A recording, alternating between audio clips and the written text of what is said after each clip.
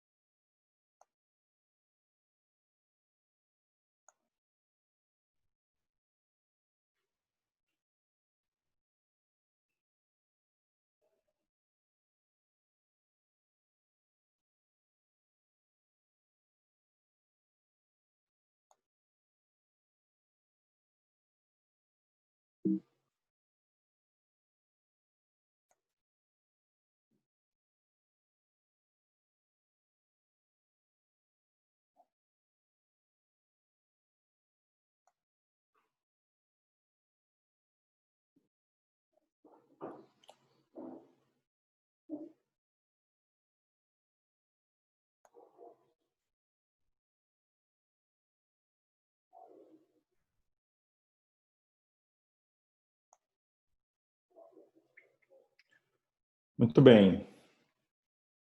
Agora já são...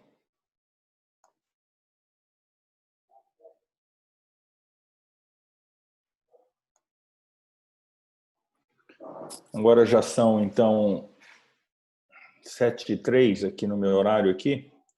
Acho que podemos começar aqui, né? Estamos com 10 pessoas, mas o pessoal vai chegando. Boa noite para todos aí que estão conosco aí, Eduardo, José, Matheus, Marcelo, Rogério, Vinícius. Muito bom estar juntos aqui. Boa noite.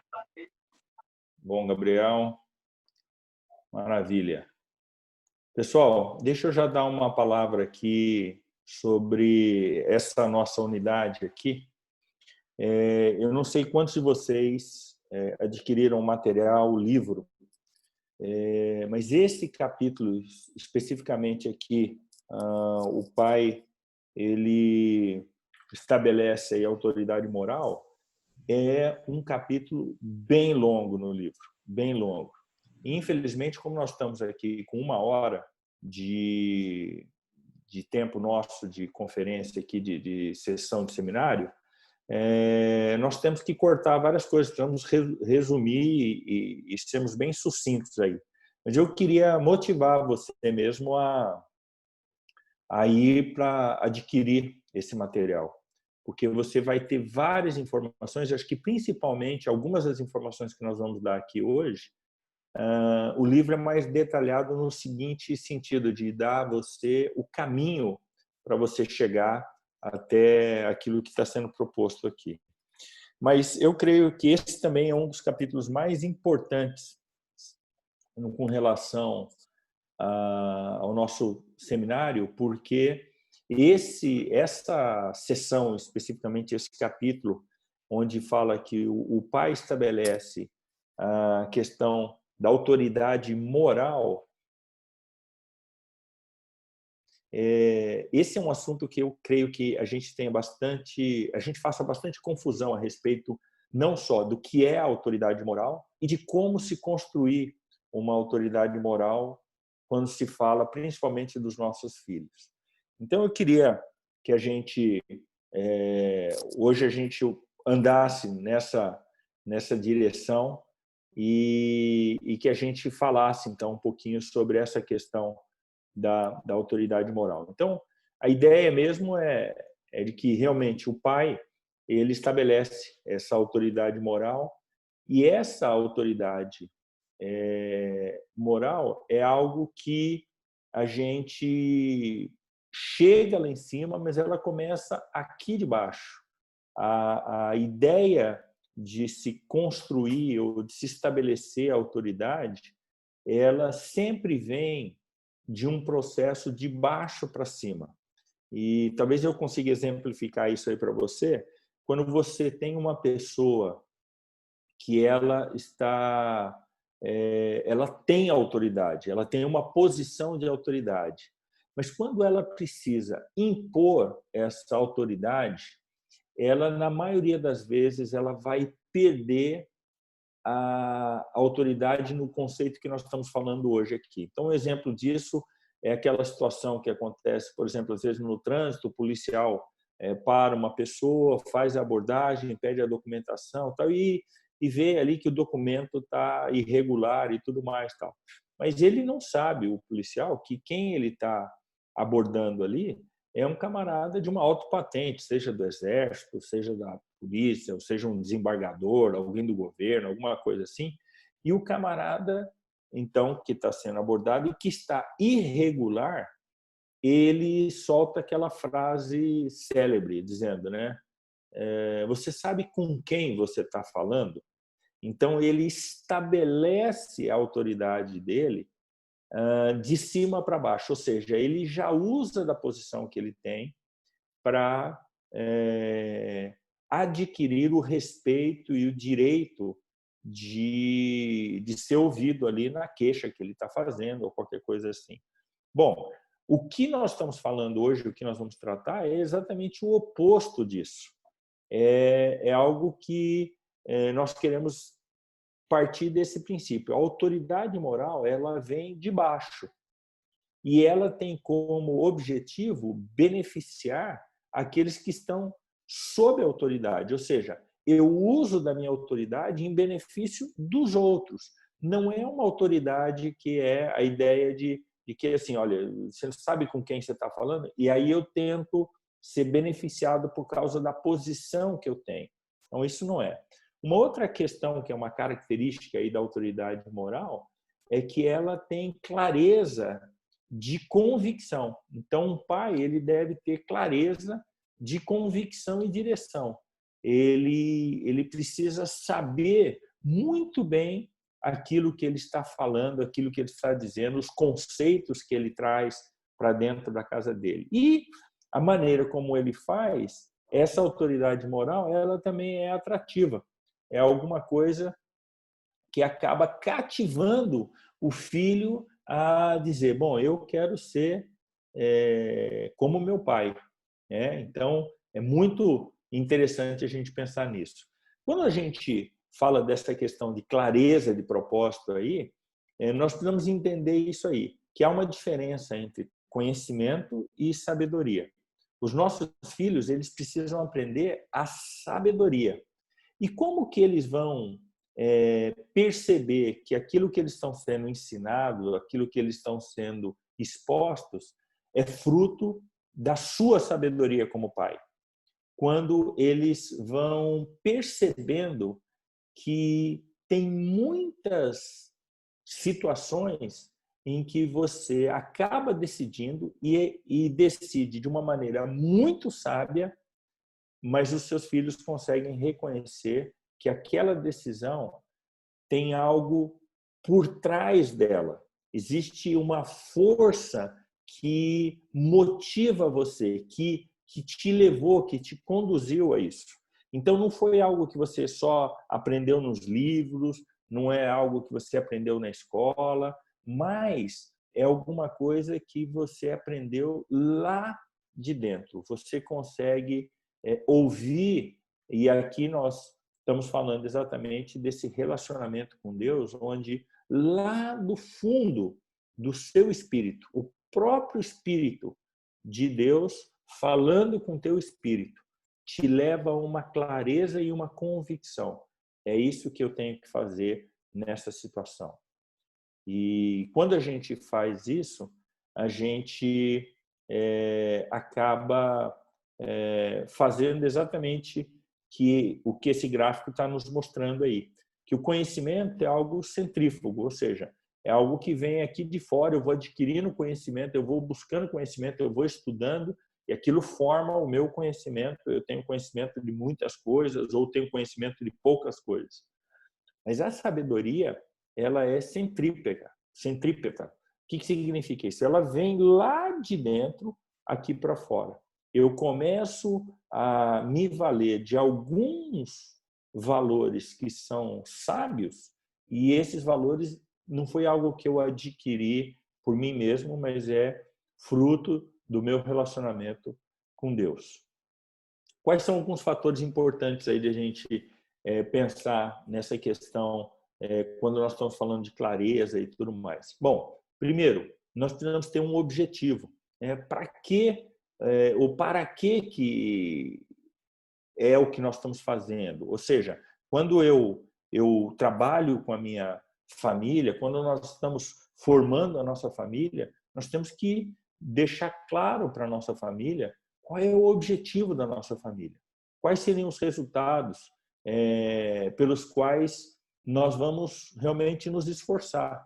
Então, existem várias histórias de famílias que exatamente isso. O pai foi deixando muito claro para os filhos aquilo que ele estava envolvido e que os filhos deveriam se envolver naquilo ali também.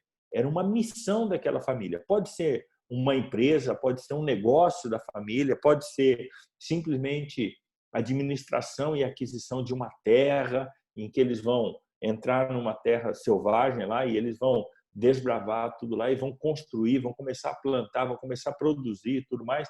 Enfim, eles têm inúmeras maneiras de fazer isso. Só que isso é feito através de um objetivo primeiro. E depois nós precisamos criar um alicerce. O que é um alicerce? Como é que nós vamos orientar a nossa vida nisso aí. Quais são os valores, princípios, quais são as normas, por que a gente toma as decisões que nós tomamos, por que a minha família decidiu por essas coisas e não aquelas. Qual é o padrão que nós temos aqui? Isso é muito importante. E isso, escutem bem isso, isso precisa ser estabelecido pelo pai. O pai tem o papel de criar na família essa situação, esse ambiente de dizer, olha, nossa família não é uma família que ela faz o que ela quer fazer, cada um faz o que quer fazer. Não, nós temos um objetivo, nós temos um alicerce, nós temos uns padrões. E isso é muito gostoso quando você vai estabelecendo essa situação, porque você vai vendo a família toda ficando focada na mesma direção. Então, há um tempo, nós começamos a fazer aqui em casa, por exemplo, todas as sextas-feiras. Durante muito tempo aí, eu já falei isso aí, nós estamos fazendo agora hambúrguer aqui, hambúrguer gourmet, hambúrguer caseiro aqui. Mas é uma oportunidade de a gente estar juntos, fazendo um negócio que a gente gosta e gosta de comer, que é hambúrguer, lanche, a gente gosta disso. Mas o objetivo de toda sexta-feira nós nos reunimos como família é de nós fazermos isso aqui. E eu tomei essa iniciativa de dizer, olha, eu queria que toda sexta-feira, Timóteo, você não marcasse nada, Vitória, você não marcasse nada, Pati, nós queremos estar juntos aqui. E nós vamos trazer assuntos que nós precisamos definir como família. Qual é o padrão da nossa família para esses assuntos? Como é que nós decidimos coisas em relação a esses assuntos?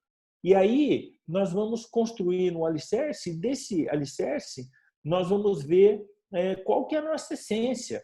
E agora isso tudo, eu percebo que cada vez que nós estamos fazendo isso, nós estamos ali colocando uma gotinha de vacina nos nossos filhos.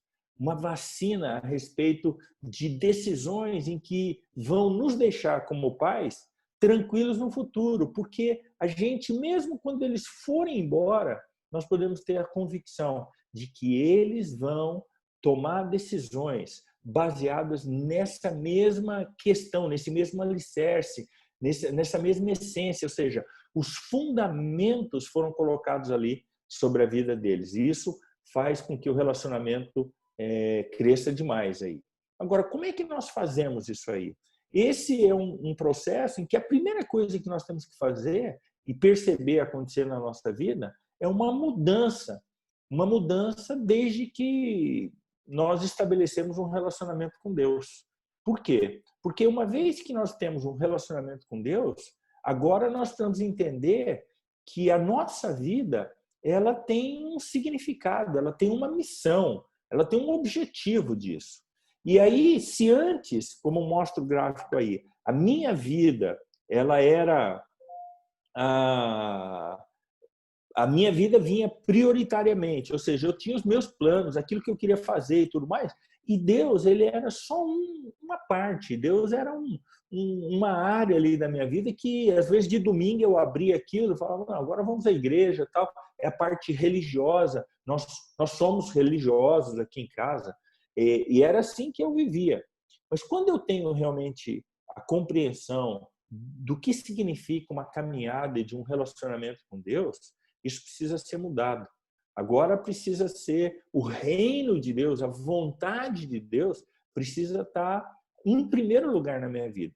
Por isso que lá em Mateus 6,33 é muito clara a palavra de que nós devemos buscar em primeiro lugar o reino de Deus e a sua justiça. E o complemento desse versículo diz: e as demais coisas vos serão acrescentadas.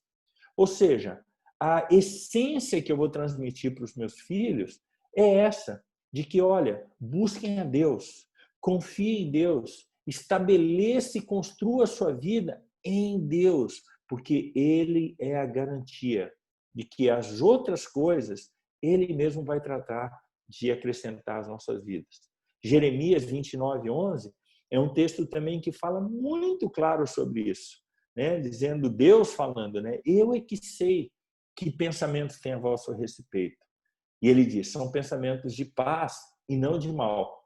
E o final dele é mais legal ainda, quando ele diz, para vos dar o fim que desejais. Ou seja, Deus, ele tem prazer em satisfazer os desejos do nosso coração. É isso que nós encontramos lá no Salmo 37 também, quando diz para nós confiarmos em Deus, nos agradarmos em Deus. Ou seja, a nossa vida, ela precisa ser pautada por esse relacionamento com Deus. E aí, essa é a primeira coisa, se nós queremos construir estabelecer uma autoridade moral com os nossos filhos. Por quê?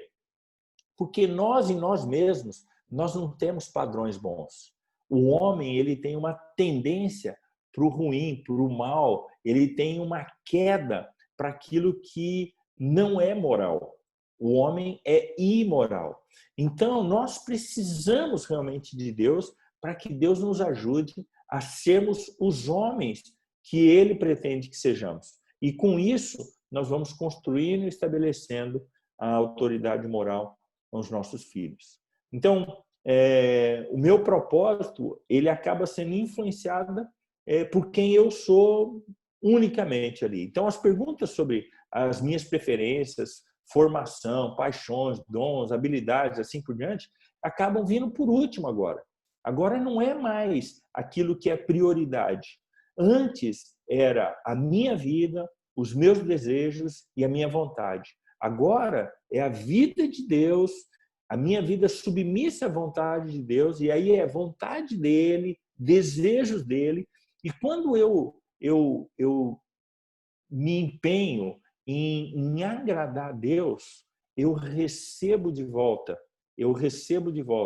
exatamente as coisas que eu desejava e que eu queria. Então, as pessoas, elas frequentemente tentam encontrar a própria vocação. Elas tentam, através das suas próprias forças, construir isso aí. Falar, não, eu vou ser assim e você. A ideia não é você construir ou estabelecer uma autoridade moral nas suas próprias forças, mas é você estabelecer uma disciplina, uma autoridade moral através de uma dependência de Deus. É você descobrir a sua vocação é enxergar como Deus quer que você seja usado, da maneira como Ele fez, para restaurar um problema, para uma situação, para ser a solução de uma situação. Então, é muito importante que você entenda isso, e mais do que isso, que você entenda, que você creia. E uma vez crendo, que você mude a sua mentalidade com relação a como encarar a vida. A vida nossa, ela só vai ter realmente significado, vai ter propósito, ela vai ter, assim, ela vai andar, ela vai desenvolver quando nós estivermos alinhados com aquilo que Deus quer para nós. Só que a ideia muitas vezes nós estamos perguntando para Deus assim, Deus, qual é a vontade do Senhor para a minha vida? O que o Senhor quer para a minha vida? Enquanto nós estamos fazendo esse tipo de oração, nós estamos ainda no centro, ou seja, parece que eu tenho a minha vida aqui e Deus, o Senhor precisa revelar para mim o que o Senhor quer fazer. Mas, na verdade, é o contrário disso. Eu tenho que pegar a minha vida e observar aonde é que Deus está se movendo, aonde é que Deus está fazendo alguma coisa. E eu me junto à vontade de Deus. Ou seja, sou eu quem vou ao encontro e à busca e à procura dessa vontade de Deus. Como? Me colocando disponível para Deus. E nós vamos ver como que nós podemos fazer isso aí. Como é que nós podemos, então, desenvolver a nossa autoridade moral? Bom, as disciplinas, os chaves aí, necessários para desenvolver a autoridade moral são, primeiro, submeter-se à autoridade moral da palavra de Deus. Não tem jeito, gente. Não tem como eu crescer e me desenvolver na minha autoridade moral se eu não me submeto à palavra de Deus, a Bíblia. Eu tenho um amigo que ele foi capitão do BOPE, no Rio de Janeiro, aí, era um camarada tal. Hoje ele é um pastor. Mas ele me disse uma vez, algumas vezes ele me disse essa frase, ele falou, Fernandão, o quilate de um líder, ou seja, a qualidade de um líder, é medida na mesma proporção que esse líder é capaz de se submeter a uma autoridade, a um outro líder. Então, eu guardei essa frase e acho que cabe bem para isso que nós estamos falando aqui, que é exatamente isso aí. A primeira coisa que nós queremos, se nós queremos ter autoridade, nós precisamos nos submeter a uma autoridade maior e reconhecer que a palavra de Deus, ela fecha a questão. O que significa isso? Significa que se está escrito ali na palavra, eu não vou discutir, eu não vou argumentar, eu vou respeitar, eu vou acatar aquilo, mesmo que aquilo seja contra a minha vontade. E aí, se tem a vontade de Deus ali na palavra e a minha vontade, se a bola dividir, como a gente usa no futebol, vai ficar a palavra de Deus como autoridade maior. Se submeta à autoridade da palavra de Deus. Em segundo, você precisa permitir que o Espírito de Deus assuma o controle. Rapaz, como é fácil a gente assumir o controle da nossa vida. A Bíblia fala ali em final do capítulo 2 de 1 Coríntios e o começo do capítulo 3, fala que existem 3 tipos de pessoas: o homem natural, o homem carnal e o homem espiritual. O homem natural é aquele que não conhece a Deus, não tem um relacionamento pessoal com Deus. Ele é aquele que ele até sabe quem Deus é, mas ele nunca entregou a vida dele para Deus. Esse é o homem natural. Todos nós nascemos desse jeito.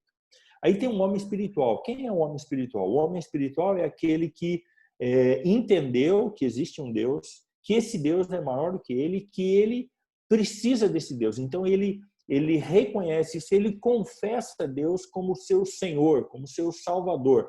Ele pede para que Deus assuma o controle da vida dele.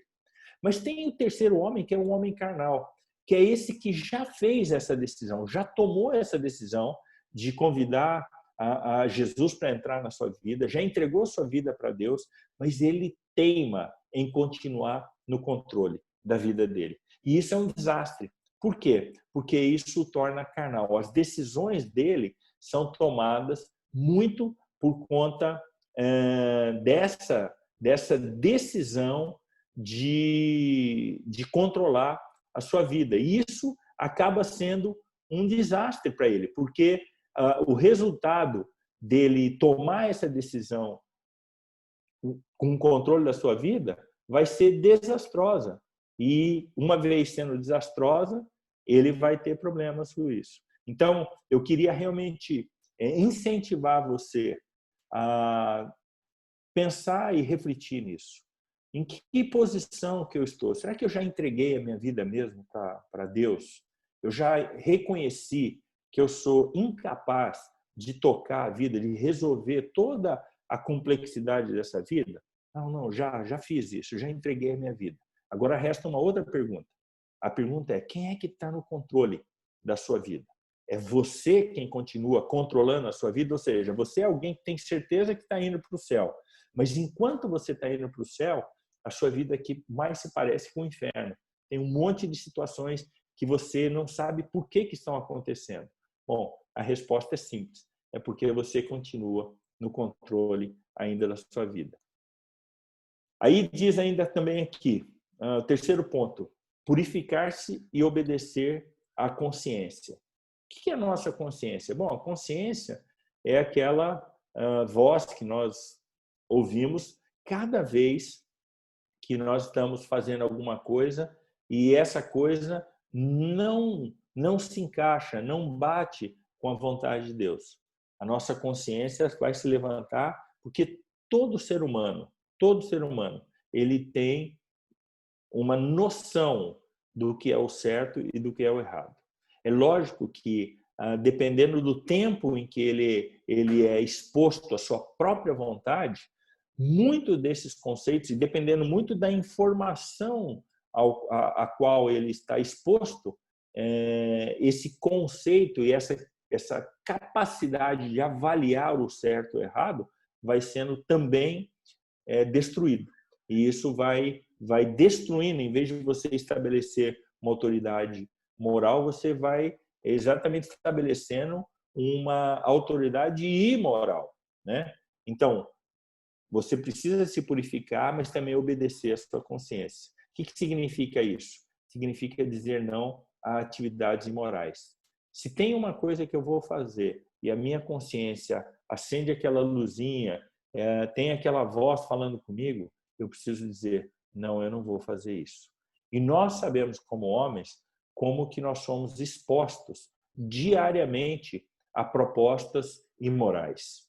Quem daqui que não sofre com essa questão de, às vezes, você está andando na rua, você vê uma moça, você vê uma pessoa, um corpo ali, que aquilo ali já te sugere um pensamento, uma vontade, um desejo. Mas nós precisamos, ao sermos expostos a essa situação, nós precisamos dizer não, eu não quero que isso ocupe a minha mente. Eu não quero que isso aí faça parte da minha vida. Eu gosto demais do texto de Provérbios, onde o autor ali faz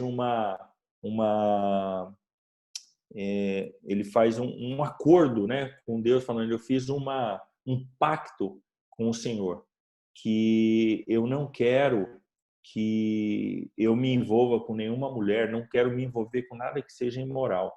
E ele coloca ali a condição, dizendo que se eu me envolver com uma outra mulher, que outros homens durmam com a minha mulher.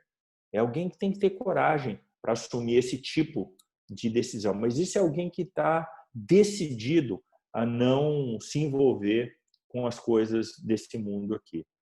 E, por último, submeter-se à prestação de contas, que é o que nós estamos falamos um pouquinho hoje no começo ali, sobre mesa de suporte. O que é isso? Você ter pessoas que você pode falar exatamente isso. Falar, cara, hoje eu estava andando na rua e, vi uma mulher ali, aí eu olhei uma vez, olhei duas vezes, aquilo eu já fiquei mexido, aí comecei a pensar, a minha cabeça está com uns pensamentos assim, e eu posso submeter isso aí a uma outra pessoa. Eu posso confessar, não o meu pecado, mas a minha tentação, inclusive, dizendo para essa pessoa quais coisas têm movido o meu coração ali. Então, Isso é a gente saber o que a gente tem que fazer. Outra coisa, para nós construirmos uma autoridade moral, nós precisamos ser saturados pela palavra de Deus. O pai, ele deve ser alguém que deve conhecer a palavra de Deus. A minha pergunta para você é: você já leu a Bíblia toda? Você já teve a experiência de pegar a Bíblia ali em Gênesis e ir até Apocalipse, lendo? Quantas coisas nós estamos lendo? Quantas coisas que nós estamos sendo expostos? Quais são as informações que nós estamos buscando hoje na nossa vida?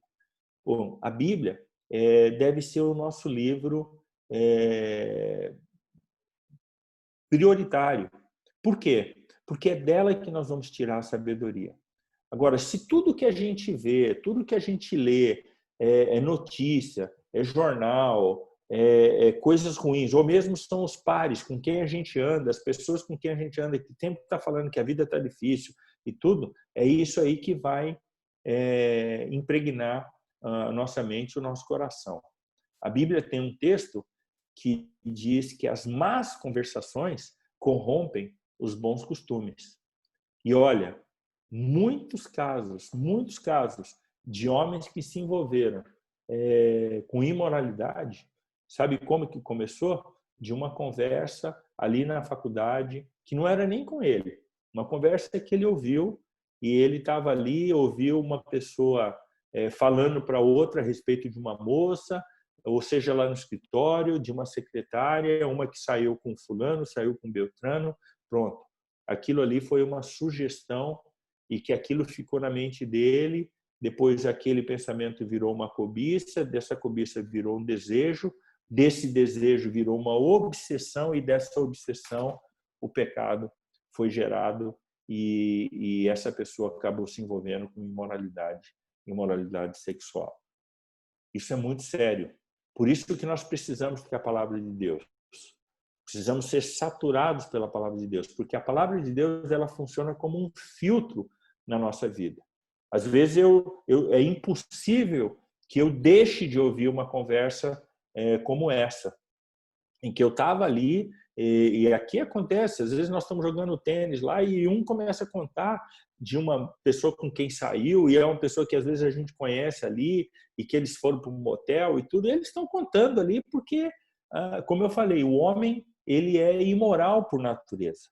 E aí o que acontece é que, após eu ter ouvido isso, se eu sou exposto à palavra de Deus, se a palavra de Deus está me enchendo, essa informação que veio, antes que ela produza um pensamento que vai ser geminado e brotar no meu coração e na minha mente, a palavra de Deus vem e já diz: não, isso não é assim que se faz. Isso é uma coisa imoral, isso é uma coisa que desagrada a Deus. Isso não faz parte de alguém que quer estabelecer uma autoridade moral. Ou seja, a palavra de Deus ela vem e me limpa desse pensamento que foi um pensamento ruim aí para a minha vida. Então, a autoridade ela vem por meio de você viver pelo Espírito. Então, nós devemos obedecer o Espírito para que o Espírito possa renovar o mundo por meio de nós. Nós também precisamos perceber que isso acontece de dentro para fora. Por isso que o Espírito Santo ele escreve um código moral em nosso espírito. Ele começa a mudar os nossos conceitos e aquilo que a gente acha ser certo e errado. A autoridade moral, ela também é fruto da verdade que está escrita no nosso espírito. A verdade vive em nosso espírito. Nós temos autoridade moral em nós, de acordo com o 2 Pedro, que diz o seguinte: seu divino poder nos deu tudo o que precisamos para a vida e piedade através do nosso conhecimento de Deus. Ele nos deu as suas grandiosas e preciosas promessas, para que por meio delas você possa participar da natureza divina e escapar, olha que legal isso aqui, escapar da corrupção do mundo causada pela cobiça. Lá em Tiago, quando nós vamos ler Tiago, Tiago dá uma advertência muito clara, dizendo assim: quando você for tentado, não diga que você está sendo tentado por Deus. Por quê? Porque Deus não pode ser tentado e Ele mesmo não tenta ninguém. Pelo contrário, você está sendo tentado pela sua própria cobiça, quando essa germina e quando ela gera o pecado. Ou seja, é muito interessante a gente olhar para esse texto de 2 Pedro aqui e olhar isso, que quando eu estou sendo exposto à palavra de Deus, uma coisa que vai acontecer comigo é que eu vou escapar da corrupção do mundo. Eu vou estar fora disso, porque qualquer pensamento que poderia virar uma cobiça, a palavra de Deus vem e limpa esse pensamento da minha mente.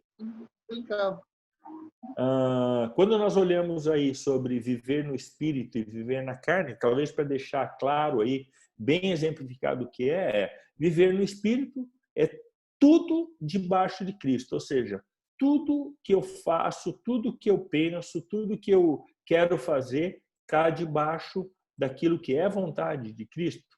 Agora, quando eu estou na carne, tudo está debaixo do nosso próprio controle, ou seja, quem está no controle, quem toma as decisões, sou eu mesmo.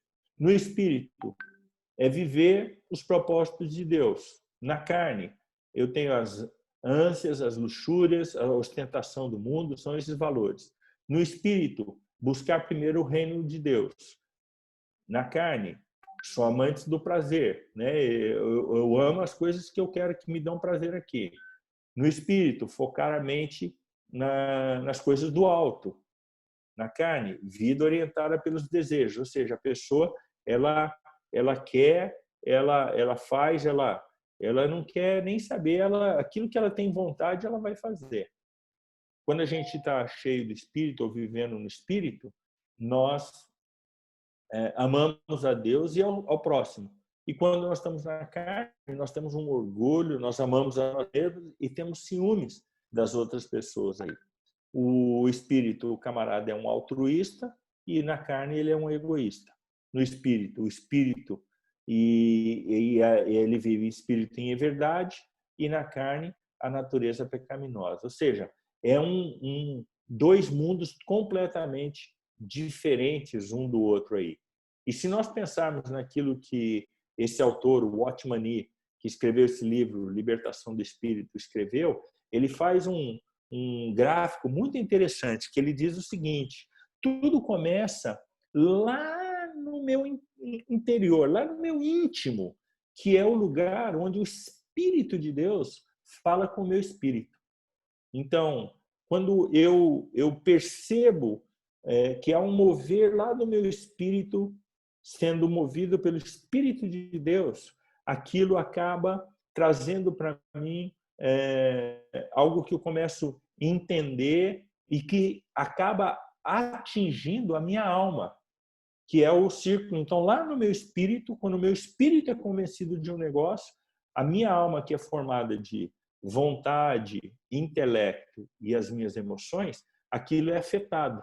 Então, eu começo a mudar a maneira como eu sinto as coisas, eu começo a mudar a maneira como eu penso a respeito das coisas e eu começo a mudar a maneira como eu quero as coisas. Então, dentro de uma família, dentro de um casamento, muitas vezes nós precisamos ceder, porque lembra que o começo da nossa sessão aqui eu falei, a autoridade ela existe para beneficiar o outro, não a mim mesmo. Ou seja, num casamento, quando eu estou convencido aqui pelo Espírito de que o que eu devo fazer, que eu devo amar ao próximo como a mim mesmo, então eu vou amar os meus filhos, eu vou amar a minha esposa, pensando no ponto de vista como se eu quisesse para o meu bem, mas eu quero o bem deles. E aquilo, por último, acaba mexendo no meu comportamento. Eu mudo. A maneira como eu vivo agora é uma maneira diferente por causa da maneira como eu fui transformado, mas foi algo que veio lá de dentro para fora agora aqui. Como é que eu posso purificar a minha consciência aí? Primeiro, eu preciso pedir perdão a Deus, pedir para que Deus nos faça conscientes da sua voz todos os dias. Ou seja, o dia inteiro eu estou em conversa com Deus. Essa semana falei um pouco sobre isso numa outra reunião que eu tive, que eu participei, a respeito daquele versículo que a Bíblia fala em 1 Tessalonicenses, falando sobre orar sem cessar. E eu, por muito tempo, achei que orar sem cessar era você ficar ali o dia inteiro orando e fazendo as suas orações e tal. Gente, é impossível viver desse jeito. Mas hoje o meu entendimento a respeito disso é exatamente isso que está dizendo essa palavra. O dia inteiro eu estou numa conversa com Deus a respeito de tudo que eu estou fazendo. Eu estou dirigindo e a pessoa faz uma barbeiragem lá e eu falo, Deus, olha essa situação, o que está acontecendo? Ou às vezes eu estou falando a respeito de mim mesmo, que eu faço uma coisa e ali a consciência já aponta alguma coisa e na mesma hora eu falo com Deus, Deus, olha que reação ruim que eu tive, olha que pensamento ruim que eu tive. Por favor, me ajude, né, nesse processo. Então, pedir para que Deus nos faça conscientes da voz dele, a gente conseguir ouvir a voz de Deus. Mas também é pedir que Deus nos mostre aonde a gente tem falhado e como é que a gente pode obedecer, quais são as instruções que ele tem para a gente. Pedir para que ele também nos ajude a formarmos a nossa mesa de apoio. O que é isso aí? É você ter aquela situação em que você pode realmente compartilhar e prestar contas para outras pessoas. Ou seja, você tem a sua mesa de suporte. Essa mesa de suporte é aquela ideia que nós compartilhamos um pouco na aula passada, mas é você ter várias cadeiras com várias pessoas que fazem parte da sua vida, que você traz para a sua vida. E permitir que essas pessoas que fazem parte dessa mesa de apoio aí, que elas questionem você, que elas façam perguntas difíceis aí para você. Então, no nosso caso aqui como homens, eu quero perguntar para você se você tem pessoas que fazem perguntas difíceis para você. Você tem pessoas que você presta contas a respeito da sua caminhada de santidade moral, de santidade sexual? Você tem pessoas que perguntam para você rotineiramente se você foi exposto a algum material impróprio, algum material que não seja puro? Você tem alguém que te faça perguntas, por exemplo, se os grupos de WhatsApp que você faz parte, se tem algum desses grupos que recebe aqueles vídeos, aquelas fotos, porque tem isso, né? Nós às vezes estamos num grupo, eu estou num grupo, eu fazia parte de um grupo aí que era do pessoal do tênis e para marcar jogos e tudo mais. Mas de repente começaram a colocar lá filmes, colocaram fotos e tudo mais, tal. Então eu cheguei, mandei no grupo lá, falei, olha gente, o meu telefone é um telefone que é aberto aqui em casa, minha filha vê, minha mulher vê, tal. Eu gostaria de pedir que desse uma maneirada lá e se pudessem segurar esse grupo é para marcar o tênis e tudo mais, os jogos, tal. E não houve respeito com isso. Teve até gozação, teve gente lá que falou, você não gosta disso, Fernando? Não, você precisa aproveitar mais a vida e tudo mais, tal. Qual a decisão que eu fiz? Eu saí do grupo. Eu tive que sair do grupo. Por quê? Porque eu tenho pessoas que de vez em quando me perguntam a respeito disso. Eu tenho que prestar contas a respeito disso. Aliás, eu não sei se eu já mostrei para vocês, mas tem um aplicativo aqui no meu celular. Esse aplicativo aqui é um aplicativo que está marcado e cadastrado aqui no meu celular, em que mostra todos os lugares que eu naveguei com o meu celular. Todas as páginas que eu abri, todas os vídeos que eu assisti, isso está no meu tablet, está no meu computador, com o mesmo programa. Você faz uma assinatura desse programa, você paga por mês. Então, eu pago hoje, eu acho que $19 por mês para para ter essa assinatura, porque eu fiz uma assinatura para toda a família, mas sabe o que é mais interessante? Ele diz aqui onde eu naveguei e tal, mas ele não diz para mim só. Eu tenho uma lista de pessoas aqui que recebem um relatório semanal, mensal e diário a respeito de tudo. E quando eu entro em algum site que fale alguma coisa que não seja pura, que tem alguma coisa pornográfica lá, ele vai emitir um relatório avisando a pessoa e a pessoa entra em contato, então, comigo. Uma das pessoas que fazem parte da minha mesa de suporte é um irmão nosso chamado Pedro, ele é de Portugal, e outro dia eu estava procurando na internet, estava no Google, fazendo uma pesquisa de um livro que chama-se Sexo, Poder e Dinheiro. E por que estava a palavra sexo? Eu entrei no site procurando esse livro e quando eu digitei lá sexo, ele imediatamente emitiu esse relatório, mandou para esse meu amigo aí, para esse nosso irmão aí, o Pedro, e lá de Portugal ele me fez uma chamada falando: escuta, o que você está fazendo aí? Como assim? O que você está olhando na internet e tal? Eu falei: não, Pedro, eu estou olhando aqui um livro, o nome do livro é Sexo, Poder e Dinheiro e tal, e ele conhecia o livro. E ele falou para mim, falou: Fernandão, eu conheço esse livro, tá? Eu vi aqui no relatório que era isso que você estava fazendo, mas eu estou ligando para você só para você ficar esperto, que eu estou de olho em você. Isso, irmãos, isso é cuidado. Isso aí faz com que eu ande ande na luz, que eu ande com a minha vida pura, com a minha vida clara. Isso. Agora, você acha que eu não sou tentado? É lógico que eu sou tentado.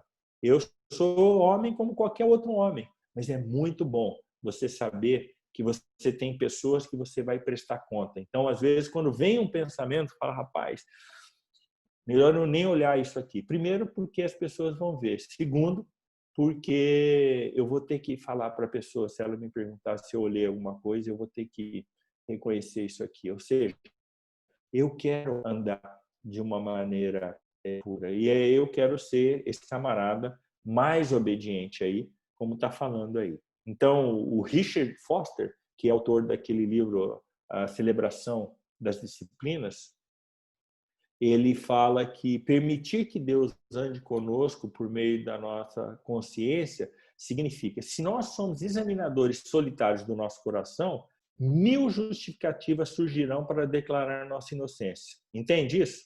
Ou seja, quando eu estou sozinho, eu mesmo, o que acontece? Eu acabo sempre justificando: não, mas isso aqui podia, isso aqui é bom, tal. Eu sempre estou inocente. Chamaremos o mal de bem e o bem de mal, como diz Isaías, capítulo 5, versículo 20. Mas, já que Deus está conosco na busca, estamos ouvindo mais do que estamos defendendo. Nossas realizações mesquinhas, evasões e responsabilidades simplesmente não vão tolerar a luz da sua presença. Ele vai nos mostrar o que temos de ver quando é preciso vê-lo. Se o exame é apenas o autoexame, nós sempre acabaremos com excesso de louvor ou culpa. Ou seja, nós precisamos de pessoas que nos ajudem nisso aí. Por que buscamos, então, um exame da consciência? Para sermos conformes a Cristo. Para pensarmos os pensamentos de Deus. E também nós precisamos desejar as coisas que ele deseja e também amar as coisas que ele ama e querer as coisas que ele quer. Para isso que nós precisamos buscar aí o exame da nossa consciência, para ver se a gente está realmente chegando e tendo a mente de Cristo. Agora, o pai, ele deve assumir a responsabilidade disciplinar, ou seja, nós é que precisamos trazer a disciplina para a nossa casa e também para os nossos filhos. E qual é a maneira mais eficaz de a gente fazer isso aí? Bom, a maneira mais eficaz não é por meio da pura correção, mas sim pela afirmação do comportamento positivo. Gente, se de tudo que eu falei hoje aqui, você guardar só isso, você vai trazer uma diferença para o relacionamento na sua casa com seus filhos enorme. E eu estou dizendo isso porque, pela graça de Deus, Deus nos ensinou isso aqui e eu queria transmitir isso aí para você, agora que a gente ainda tem uns minutos aqui. Pense comigo aqui, responda para você mesmo aí. Você já teve aquela situação em que você se matou para fazer uma coisa bem feita? Seja estudou para uma prova, fez um trabalho que teu pai tinha pedido para cortar grama, limpar a casa, sua mãe fez alguma coisa, pediu para você fazer alguma coisa, enfim, você recebeu uma ordem, você tinha algo que você tinha que fazer e você se esforçou ao máximo para fazer. E quando você terminou, você tinha aquela expectativa de ouvir uma palavra que fosse uma palavra positiva ou de afirmação para você.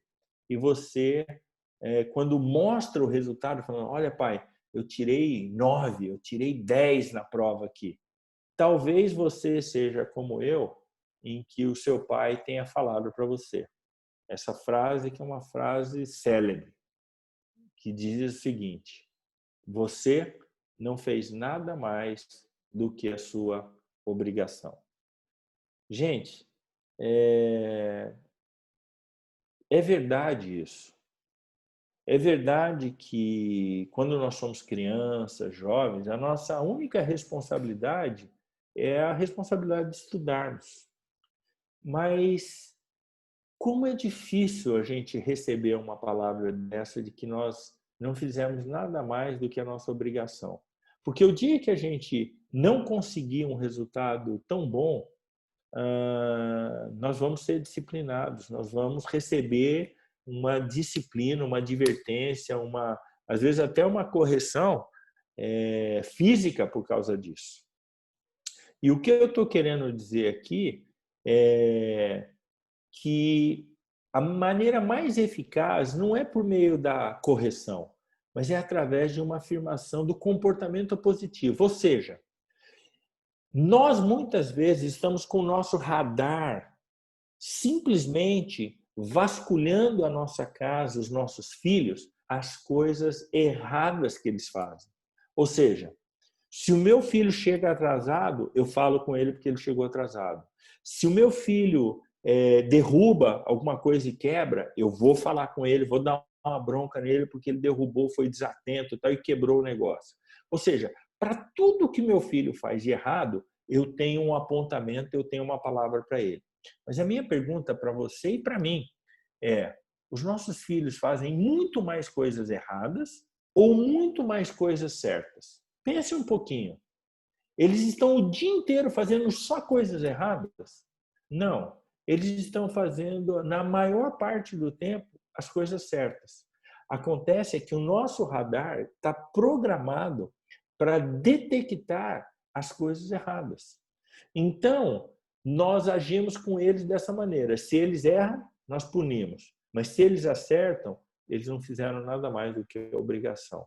E quando você virar essa chave, quando você reprogramar o seu radar e começar a falar para o seu filho as coisas que ele está fazendo corretamente, e você der uma palavra de afirmação do comportamento positivo dele, você vai ver que você vai desenvolver no seu filho um prazer em fazer as coisas certas, porque ele sabe que se ele fizer a coisa certa, ele vai receber um reconhecimento. E que filho que não deseja, e que filho que não precisa desse reconhecimento e dessa palavra de afirmação do pai?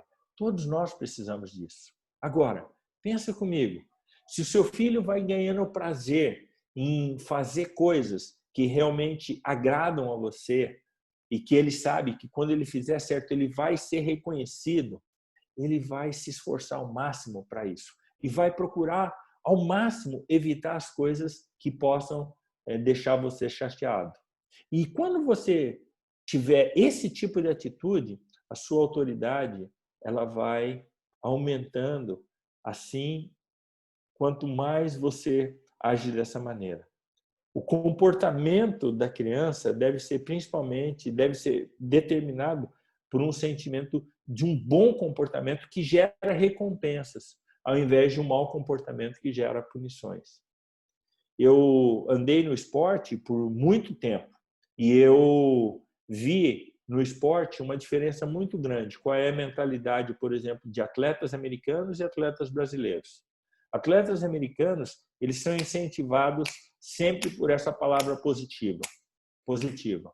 E o brasileiro, não. Se ele perde, se ele erra, tal, ele é um perdedor, um derrotado e tudo mais. Isso acaba influenciando demais. A afirmação é um educador muito melhor do que a correção.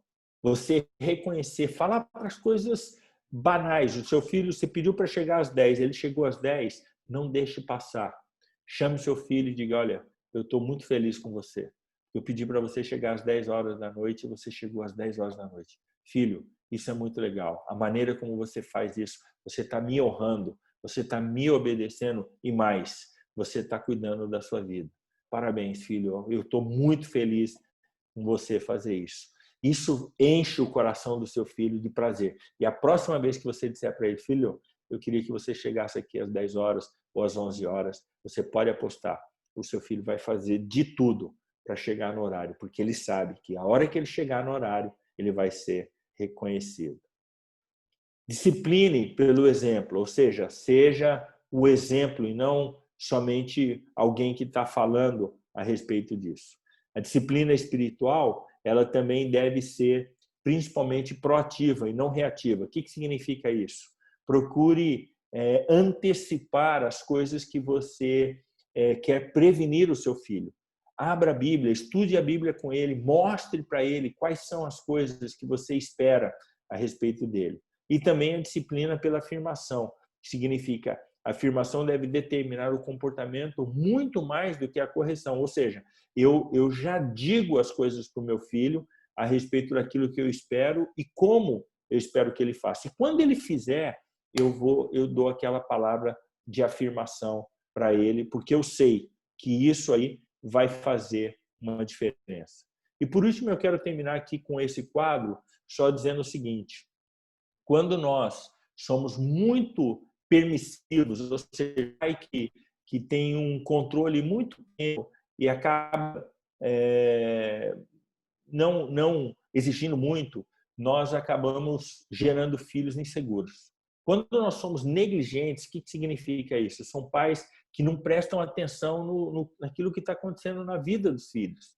Nós acabamos gerando filhos negligentes também aí. Quando nós somos muito autoritários, ou seja, nós temos aí muita autoridade, muita ordem, muita regra e tudo mais, são pais duros, nós acabamos gerando filhos rebeldes.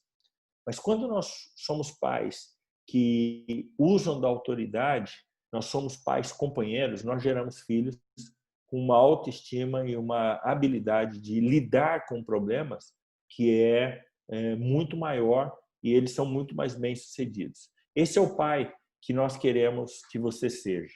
O pai que governa a sua casa pela autoridade, mas não uma autoridade que veio de cima para baixo, mas foi uma autoridade que você foi construindo por causa dos princípios, por causa do padrão que você tem, do alicerce, da base que você construiu na sua casa, mas principalmente por causa do seu relacionamento de intimidade com Deus.